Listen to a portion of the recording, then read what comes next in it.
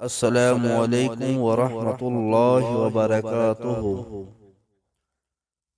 اگر آپ روزانہ کی ایک صحیح حدیث سننا چاہتے ہیں تو اس چینل کو سبسکرائب کر لیں۔ بسم اللہ الرحمن الرحیم۔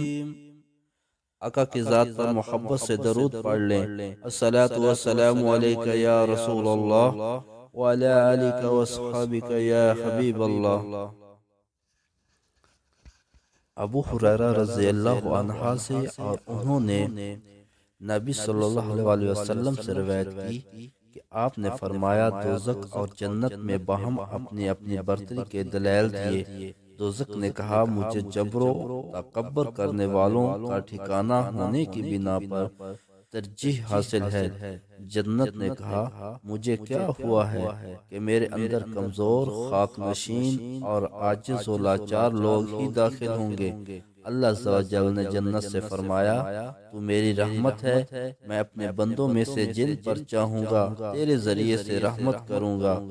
اور دوزخ سے کہا تو میرا عذاب ہے، میں اپنے بندوں میں سے جس کو چاہوں گا تمہارے ذریعے سے عذاب دوں گا، اور تم دونوں کے لیے اتنی مخلوق ہے جس سے تم بھر جاؤ۔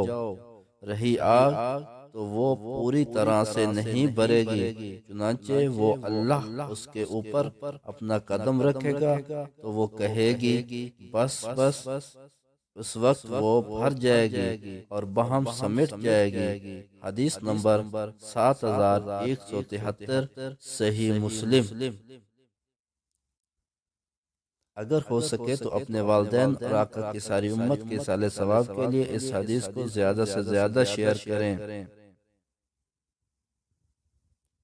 جزاک اللہ خیرہ۔